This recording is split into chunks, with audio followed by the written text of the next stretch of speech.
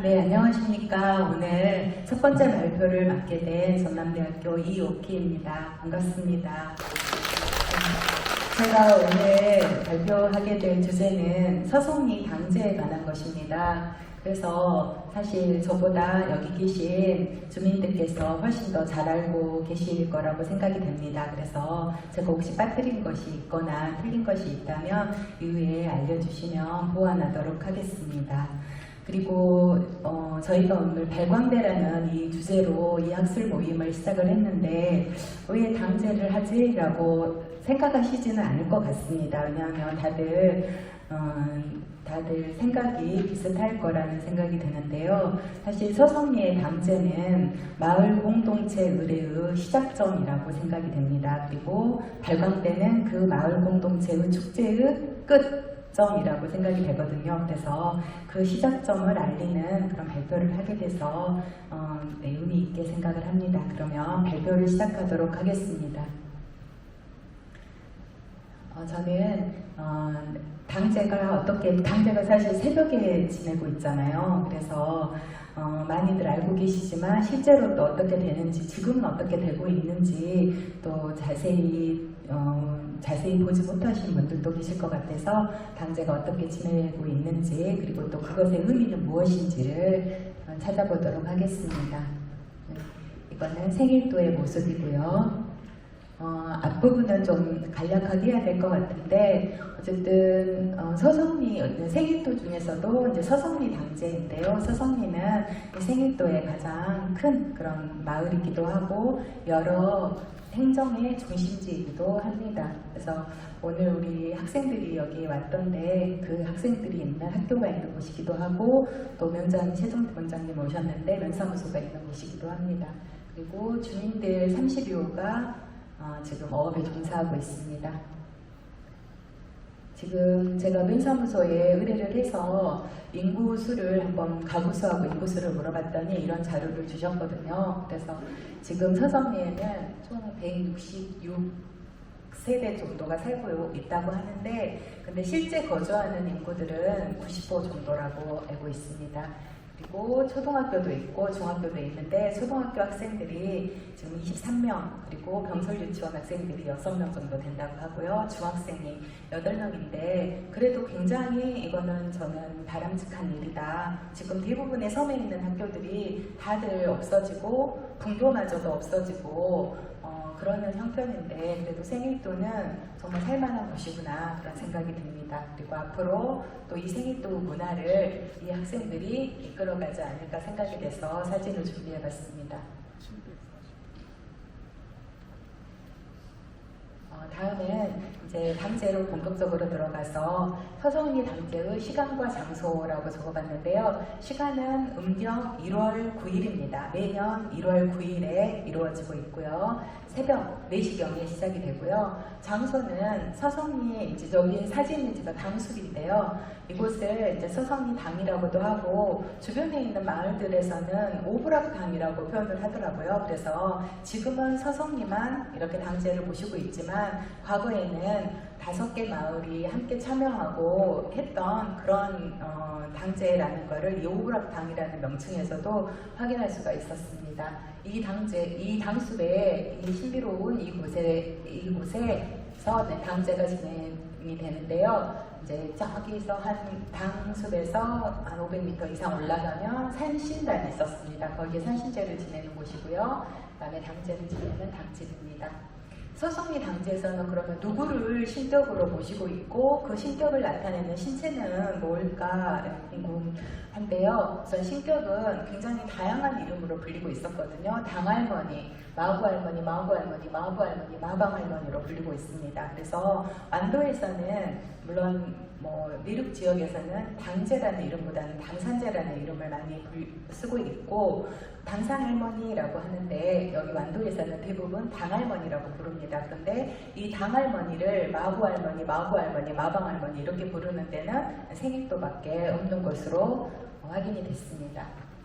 그리고 당할머니를 그러면 어떤 곳에 가면은 여신상이 있다던가 이런 식의 신체가 있을 수도 있거든요. 그런데 서성리 당에는 그런 것이 없고요. 이렇게 대신에 말 두 마리입니다. 그런데 이 말도 옛날부터 있었던 건 아니고 옛날부터 있었던 건 무쇠로 만든 말이었다고 해요. 그런데 분신해버렸고 어디로 가버렸고 나중에 이제 마을 주민께서 기사를 받아가지고 내놓았다고 합니다. 그런데 이것은 당 할머니의 신체는 아니고요. 당 할머니가 타고 다녔던 말을 의미한다. 또는 당 할머니가 말이 뭐 죽지 않기를 바라는 마음으로 모셨다. 이런 이야기들이 전해옵니다.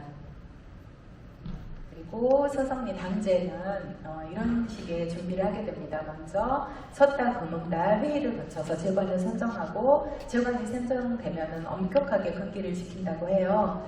시간이 없기 때문에 그런 금기 내용들은 다들 아실 것 같아서 넘어가도록 하겠고요. 제비는 각 호마다 납부한 잡부금으로 충당을 한다고 하고요. 재물을 구입하는 데 쓰는 비용이라든가 당주, 수고비로 쓴다고 합니다. 재물은 구입을 해서 전달을 하고요. 당주가 부속 건물에서 직접 조리를 하고 있습니다. 그래서 이게 지금 부속 건물인데요. 작년까지는 이 건물이었거든요. 그런데 올해 갔더니 이렇게 바뀌어 있었습니다. 너무나 이 건물이 이렇게 낡아가지고 바뀌었다고 하고요. 이것은 바로 이 옆에 당집이 있습니다. 그래서 당집하고 인접하고 있는 곳에서 조리를 직접 하고 있고요. 그리고 또 특이한 점이 대구산에 가면 학성암이라는 사찰이 있습니다. 이 절은 예전에는 생인도 절이었다고 합니다. 그런데 2003년에 조계종 말사로 이제 등록이 되거든요. 그런데 예전에는 그래서 마을에서 매년 추수한 다음에 이제 그 쌀을 반대씩 주는 것으로 그렇게 서로 이렇게 주고받았다고 하는데요. 그런 것은 사라졌지만 지금도 여전히 학성암에서 이제 돈을 주기도 하고 쌀하고 참기름을 주기도 해서 그거를 제물로 사용한다고 합니다. 그리고 제물 준비를 할 때는 이 마을의 큰 샘에 있는 거를 물을 길어와서 제물을 장만하는 거 이런 것들이 다 이 마을 공동체 의뢰인 당제의 모습을 잘 보여주고 있다고 생각이 되고요. 그리고 금줄을 여러 곳에다 칩니다. 당숙 입구에다도 치고 큰 샘, 작은 샘에다도 치고 당주의 집이거든요. 당주 집에다는 이렇게 연기를 세워놓고 금줄을 하기도 하고 마을의 골목이라든가 이런 곳에 이렇게 황토를 놔서 부정한 것이 침입하지 않도록 그렇게 하고 있습니다. 그리고 이제 당주는 아까 그 부속 건물에서 이렇게 밤새도록 제물을 준비를 합니다. 그런데 흥미로운 점이 이렇게 당주 혼자서 이렇게 제물을 준비하는 게 아니라 바로 옆에서는 이렇게 마을 사람들이 밤을 새주거든요. 밤새 내내. 근데 저는 이 자리가 당제의 영험담을 나누는 자리, 그리고 또 당제를 어떻게 지속해 갈 것인가 이런 거에 대해서 지속적으로 논의하는 그런 자리가 되고 있다고 생각이 됩니다. 그래서 굉장히 의미 있는 자리다라고 생각이 됩니다. 그리고 이제 제물을 준비하는데 당제에 올리는 제물들은 밥, 술, 미역무침, 과일, 떡, 녹두고물로 떡을 하거든요. 이게 굉장히 신기한 점인데 저는 지금까지 녹두를 고물로 하는 떡은 생일도 와서 처음 봤거든요. 그런데 이거는 전통적이라고 하더라고요. 이 마을에서는 그런 점이 특이했고 김이 있고 나물이 있습니다. 어쨌든 여기에는 뭐가 없어요? 육류나 어류가 하나도 없잖아요. 그거는 이 당할머니의 식성 때문이라고 하는데 당할머니는 비릴 것을 싫어한다고 전합니다. 제일 좋아하는 음식은 불미역입니다. 제물이고요. 그리고 이제 당제가 진행이 되는데 새벽 4시 정도 되면 이제 제가 시작됩니다. 그래서 제일 먼저는 그 어두운 밤길을 후레쉬를 켜고 가가지고 이제 산신당까지 올라가거든요. 그래서 거기서 이렇게 간단한 제물을 차려놓고 산신제라고도 하고 산신구사라고도 하는데 지냅니다. 그리고 이제 내려와서 이제 이렇게 여기서는 보면은 그냥 일상복을 입고 있거든요. 일상복을 입는데 여기는 이제 제관복을 입습니다. 제관복을 차려입고 그리고 이제 제물을 진설을 합니다. 밥이 2그릇 있는 거 보면은 당 할머니와 당 할아버지까지를 모시는 것으로 추측이 됩니다. 그리고 이제 이분이 집사거든요. 근데 집사가 홀기를 예전부터 언제부터 내려왔는지 모르겠지만 홀기가 있습니다. 약간 유교식 홀기이기도 하는데 그 홀기를 이렇게 밖에서 계속 읽어줍니다. 그러면 그 홀기에 따라서 재관들이 이제 거행을 하는 거거든요. 그리고 이렇게 재물을 진설하는데 그때 이렇게 바로 또 당집의 담장이 되게 멋지거든요. 태조 문양으로. 그런데 그 당장 아래에도 이렇게 재물을 또 차려놓습니다. 이것도 특징점이 저희라는 생각이 듭니다. 헌식이 아니에요. 이때는 재물을 차려놓는 거고요. 그리고 나서 이제 초원, 아원, 종원 이렇게 일반 기제사 또는 유교의 제의처럼 제의가 진행이 됩니다. 그리고 이제 총문도 읽게 되는데요. 이 총문의 내용은 예전에는 한문으로 썼을 것 같은데 지금은 그냥 이렇게 한글로 써져 있더라고요. 근데 뭐 어려운 내용은 아닙니다. 곡식도 풍년이 들고 그 다음에 바다의 작물들도 다 풍요가 되고 그리고 사고 같은 것이 일어나지 않고 질병에 걸리지 않고 모두 다 잘 살기를 마을 사람들이 모두 편안하기를 바란다라는 그런 내용입니다.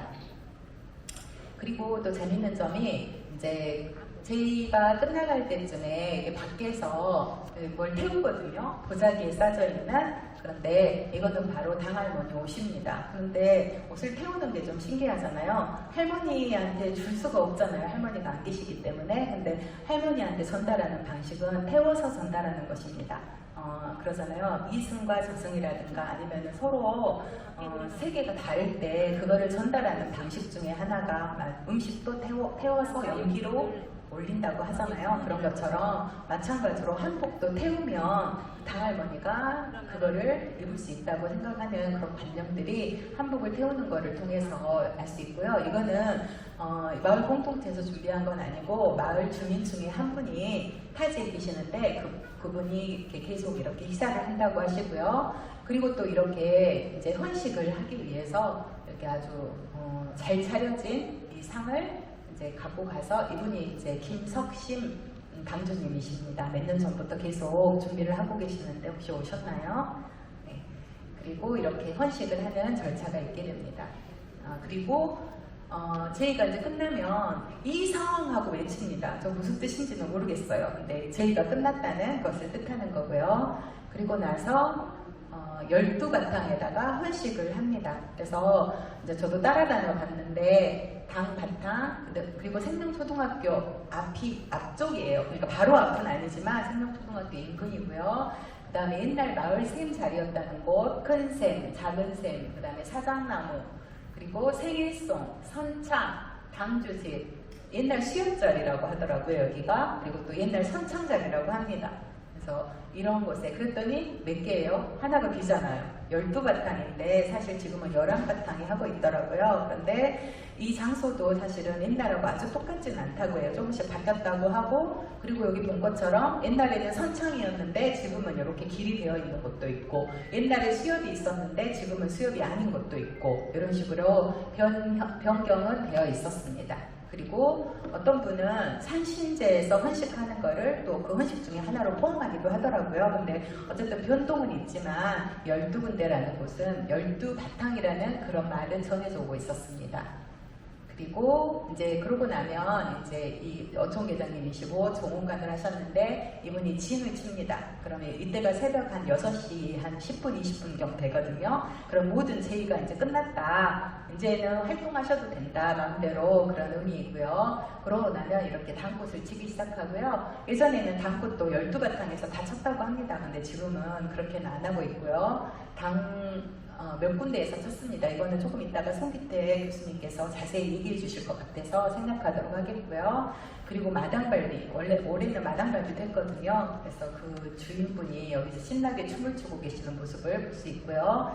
그리고 또 회관 앞에서 이렇게 발광대를 하는 것으로 제의가 끝났고요. 그런다고 해서 끝은 아닙니다. 그보다 더 중요한 뒷풀이가 또 있거든요. 이제 마을 사람들이 다 어울리는 그런 자리입니다. 그래서 그거를 하기 위해서 막 새벽 한 5시부터 이렇게 마을에 분녀회 회원들 또는 주민들이 나와서 이렇게 음식 준비를 열심히 하고 계시더라고요.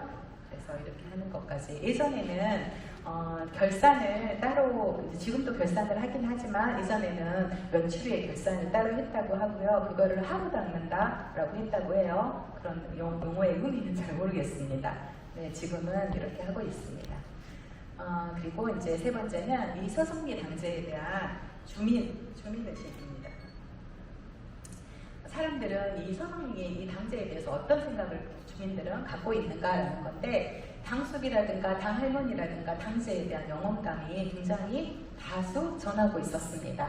예를 들면 당숙배 호박나무를 예전에 외지인들이 이렇게 와서 베어내거나 아니면 껍질을 판다고 해서 그런 적이 있었는데, 그때 한 70명 정도 사람이 죽는, 배가 뒤집혀가지고 그런 사고가 일어났다고 하고요. 그러니까 배 사고가 일어났는데 마을 사람들은 그 사고가 일어나는 것은 당숲에 있는 호박나무 없애서야 라고 그렇게 이제 해석을 하는 것이죠. 그리고 그러다 보니까 띨감이 굉장히 부족할 때도 당석을 절대 손대지 않는다던가, 또 제1을 1월 이제 9일인데 이제 빨리 해초 작업을 하기 위해서 1월 3일로 변경한 적이 있었다고 해요. 그러자 또 배가 뒤집히는 사고가 나서 한 30명 정도가 죽었다라는 그런 이야기가 전해져 오고 있고요. 또 당주에 대한 것도 되게 많았습니다. 월경을 했더니 당주가 월경을 했더니 제주를 닦아놓은 술독이 깨져버렸다든가, 아니면 당주가 초상집에 다녀왔더니 물을 담아놓은 다라이가 깨져버렸다든가, 아니면 고등길로 가지 않고 다른 이상한 길로 갔더니 막 물에 벌레가 두글두글 끓었다던가 막 그런 이야기가 전해지고 있었고요. 또 당꽃을 치는 사람이 늦으면은 당할머니가 막 꿈에 나타나가지고 너 지금 뭐하고 있냐 빨리 가라고 하면서 이렇게 혼내기도 하고 지금 그 이야기를 하시는 분들은 좀 미소를 짓고 계시는데 당사자일 수도 있습니다. 묻는 분이. 그러기도 하고요. 또 당꽃을 치는 사람도 당제를 지내는 즐감뿐만이 아니라 당꽃 치는 사람도 똑같이 금기를 이렇게 지키거나 아니면 목욕을 한다던가 이렇게 했다고 하고요. 그러지 않았을 때는 제가 자세히 쓰진 않았습니다. 막 엉덩이에서 막 피가 나고 막 혈변을 넣고 막 했다고 하고요. 또 당제를 지난 동안에는 개를 막아서 바다에 나가지 못하도록 그렇게 방송도 하고요. 그렇게 하고 있습니다. 그리고 절대 당제를 지내기 전에는 해초를 뜯어다 먹으면 안 되고요. 그래서 마을 사람들은 당제에 대한 어느 정도의 믿음을 가지고 있습니다. 그리고 또 뭘 가지고 있냐면 믿음만으로는 또 아니다고 생각이 하는데 애양심을 가지고 있어서 마을에서 이런 소통을 이어가는 것에 대한 그런 자부심 이런 것들도 가지고 있고, 또 젊은 분들이 여기에 같이 동참을 하고 있기 때문에 지속 가능성이 높다고 생각이 됩니다.